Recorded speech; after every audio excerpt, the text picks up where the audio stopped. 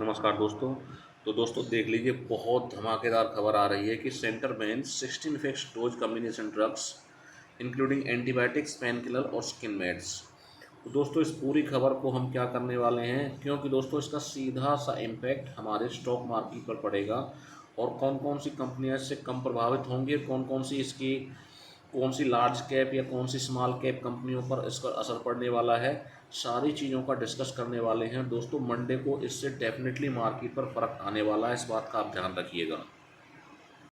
क्योंकि दोस्तों आप ये मान करके चलिए कि जो ये कदम है, ठीक है ना, ये सरकार ने सेंट्रल गवर्नमेंट की तरफ से उठाया गया कदम है और ये डेफिनेटली इम्पैक्ट करने वाला है। और कुछ कंपनियों के कारोबार तो इस पर इसका अच्छा खासा असर पड़ने वाला है।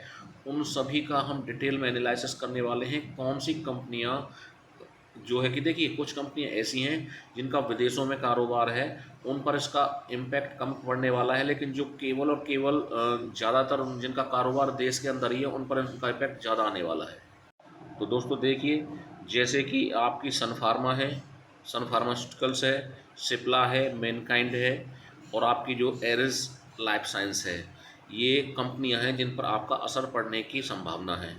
ठीक है।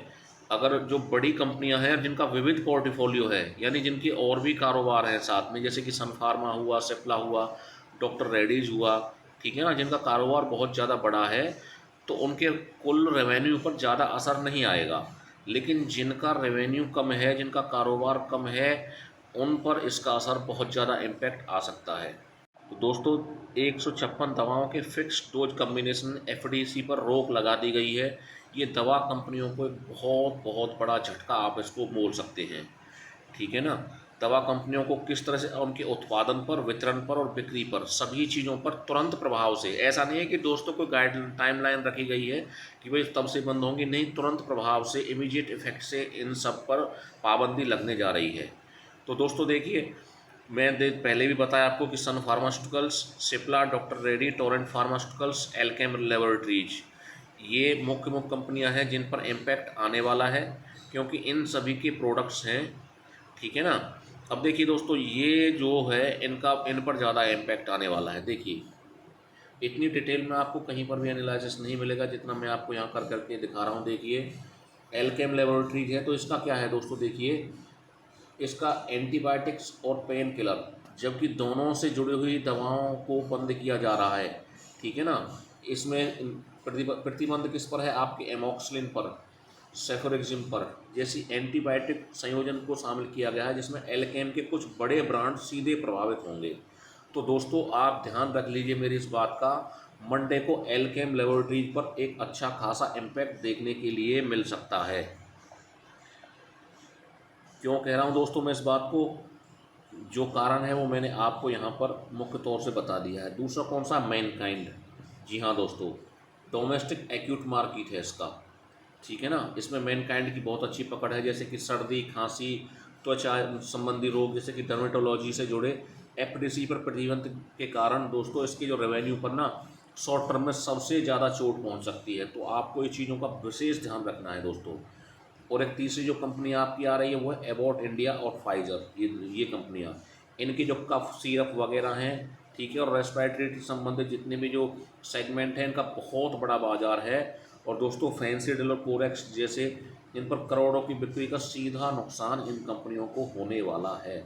तो दोस्तों अगर आप अभी तक वीडियो में बने बने हैं दोस्तों, आपको अगर वीडियो पसंद आ रहा है तो वीडियो को यहाँ पर आप लाइक करना नहीं भूलिएगा, चैनल सब्सक्राइब कर दीजिएगा, ज़्यादा से ज़्यादा शेयर कीजिएगा दोस्तों। चलिए आगे बात करते हैं। तो दोस्तों मैं अभी बता रहा था कि आपको सबसे ज़्यादा प्रभावित होने वाली प्रमुख कंपनियां, वर्स्ट अफेक्टेड कंपनीज यही हैं जो मैंने अभी आपको बताया। एल्केम लेबोरेटरीज है, मैनकाइंड फार्मा है, ठीक है, एबॉट इंडिया है और फाइजर है। ये सारी कंपनियां मुख्य तौर पर सबसे ज़्यादा प्रभावित रहने वाली हैं। ठीक है ना। अब देखिए, मैंने इनको थोड़ा सा कैटेगरिकली भी यहाँ दिखाने की कोशिश की है, तो थोड़ा ध्यान से देखिए। यहाँ पर देखिए, वर्स्ट इफेक्ट वाली कौन सी हैं, Alkem Laboratories, Mankind Pharma, Eris Life Science. इस पर सबसे ज़्यादा इफेक्ट आ सकता है। इनके शेयर्स में एक अच्छी खासी बिकवाली भी देखने के लिए मिल सकती है, क्योंकि देखिए ये कंपनियां घरेलू एक्यूट मार्केट जैसे कि सर्दी, खांसी, दर्द, एंटीबायोटिक्स पर अत्यधिक निर्भर हैं, जहां एफडीसी का चलन अधिक है। मध्यम से कम जोखिम वाली कौन सी हैं, देखिए जोखिम इन पर भी है, लेकिन इन पर जोखिम कम रहेगा। सन फार्मा है, सिप्ला है, डॉक्टर रेड्डी है, टोरेंट फार्मा है। इनका अधिकांश राजस्व वैश्विक बाजार, अमेरिकी जेनेरिक्स और chronic therapy, heart, cancer, diabetes से आता है। तो दोस्तों ये जो मेन चीज़ है, इस बात को आपको समझना है दोस्तों, कितना इम्पैक्ट आ सकता है और कौन कौन सी कंपनियां हैं मैंने आपको बताया है। तो दोस्तों इनके जो शेयर्स हैं वो ध्यान में आपको रखने हैं। जी हाँ दोस्तों, इन खासकर मैं बात कर रहा हूँ एल्केम लेबोरेटरीज की, मैनकाइंड की और एरिस लाइफ साइंस की।